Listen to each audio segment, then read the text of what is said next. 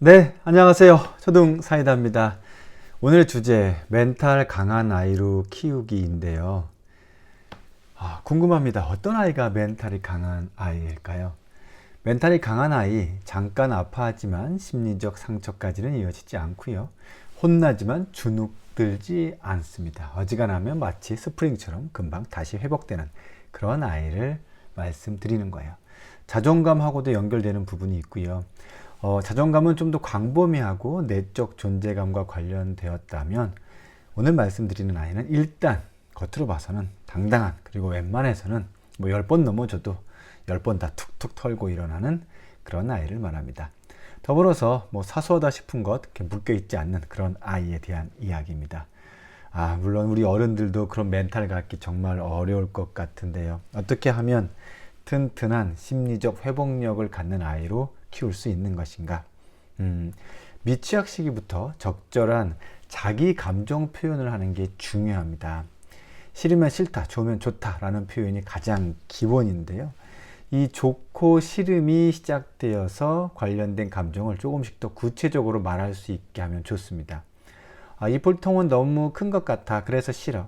이 사탕은 색이 너무 파란색이잖아, 맛이 없을 것 같아, 그래서 싫어. 뭐 이런 거죠. 예.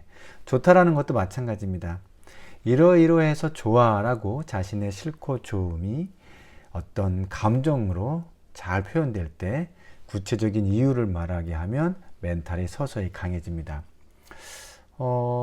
선생님, 그러니까 결국 좋고 싫음을 구체적으로 표현하는 습관이 멘탈을 강하게 해주는 방법이 된다는 건데 왜 그런 건가요? 네. 많은 경우 멘탈이 강하다, 정신력이 강하다라고 표현하면 어떤 생각이나 이성의 힘이 강하다고 여기는데요. 하지만 진짜는 자신의 감정 상태를 잘 조절하는 사람이 결국 멘탈이 강한 겁니다. 자신의 감정 상태를 잘 조절하려면 제일 먼저 선형되어야 할 것이 있어요. 뭐냐면 자신의 감정 상태를 알아야 하는 거죠. 그러한 과정은 어린 시절 어떤 것이 좋은지 싫은지에 대한 감정을 인지하고 그때 조금 더 구체적으로 무엇으로 인해 좋은지 싫은지를 떠올리고 말하는 과정이 자기 감정 인식에 큰 도움이 되기 때문입니다. 결국 좋고 싫음을 구체적으로 표현하는 것부터 자기 감정 인식에 도움이 되기 때문에 그렇다는 거고요. 그럼 반대로 멘탈을 약해지게 하는 표현 습관도 있습니다.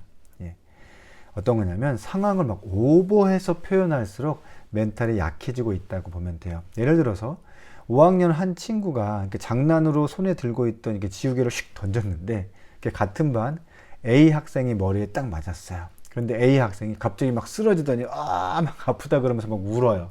자, 상황을 보니까 뭐 크게 다친 상황은 아닙니다. 뭐 말랑말랑한 지우개였습니다. 잘못한 아이는 분명 지우개를 던진 친구가 맞아요. 그러면 뭐 사과를 하고 맞은 아이는 그 사과를 받아주는 정도로 끝나면 돼요. 그런데 막 소리를 지르고 막 아프다고 계속 누워있고 심지어 머리가 너무 아파서 막 조퇴를 해야 되고 싶다고 합니다. 그러니까 축구 시합에서 보면 이렇게 수비 진영에서 상대 공격수가 조금만 밀어도 막 넘어지면서 떼굴떼굴 구르고 헐리우드 액션을 하면서 이렇게 오버해가지고 넘어지는 것과 이제 비슷한 상황인 거죠. 그런데 아이들의 경우 이렇게 일부러 헐리우드 액션을 하는 건 아니에요. 자신의 입은 피해에 대해서 어느 정도까지 표현해야 하는지 잘 모르는 경우도 있어요. 그래서 고통을 더 과하게 받아들이기도 해요. 그냥 툭툭 먼지 털고 일어나도 될 일을 막 바닥에서 누워있죠. 그때는 공감을 해주시면 안 돼요. 고착이 돼요.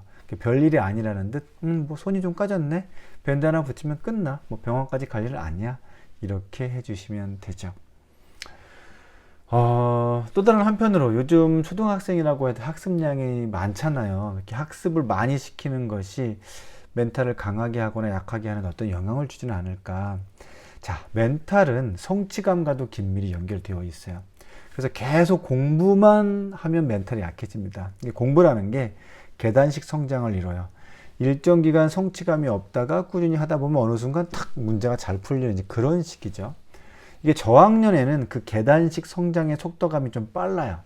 그래서 학습으로 성취감을 금방금방 느낄 수 있어요. 숫자를 모르다가 금방 읽게 되고 글자를 모르다가 금방 또 읽게 되고 학습 성취감이 빠르게 진행되죠. 그런데 고학년이 되고 내용이 어려워지기 시작하면 이 계단식 성장의 속도 주기가 길어져요. 그럼 이제 성취감보다 지루함이 더 강하게 느껴지죠.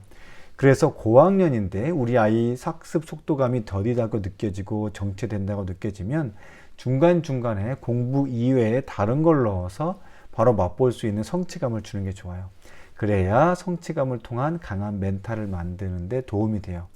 운동할 때 이렇게 근육이 자극을 줘야 근육이 성장하는 것처럼 멘탈도 작은 변화의 자극이 자주 주어질수록 멘탈이 커지고 강해져요. 자, 그렇다면 고학년 아이들의 공부 중간중간 어떤 다른 걸 넣어주면 좋을까? 뭐 농구장에 가서 농구공으로 슛을 던지는 거죠. 몇 번 연습하다 보면 금방 슛하고 골이 들어가요. 농구를 못하면 넓은 축구 골대 바로 앞에 가서 몇 번 슛을 해도 돼요. 어지간하면 다 들어가겠죠.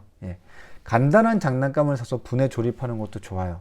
저학년 경우는 찰흙으로 뭔가를 만들어도 좋아요.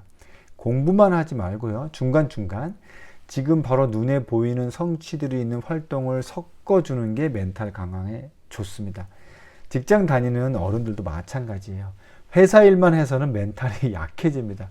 집에 오면요, 회사 일 말고 딴 것도 좀 섞어가면서 하는 게 좋아요. 뭐 예를 들어서 쓰레기 분리수거를 해서 깨끗해진 다용도시를 바라보는 것도 작지만 강한 멘탈을 키우는데 좋은 예가 될 수 있어요. 물론 매일 쓰레기 분리수거를 하시던 분 말고 안 하시던 분이 하셔야 되겠죠. 초등학생들의 건강한 멘탈을 갖기 위해서 엄마나 아빠가 꼭 알아야 될 사항이나 기준이 있어요. 뭐냐면 기본적으로 건강한 멘탈을 향해 가느냐 반대로 가느냐를 정해주는 기본 상황이 있는데요. 뭐냐면 반응에만 머무는 아이들이 멘탈이 약해져요. 무슨 말이냐면 예를 들어서 철수가 학원 숙제를 못했어요. 숙제를 안 하면 학원에서 엄마한테 문자가 가고 그럼 집에 가서 엄마한테 혼이 나요. 즉 학원 숙제를 안 하면 혼날 걸 예상되니까 이제 두렵겠죠. 불안하고요.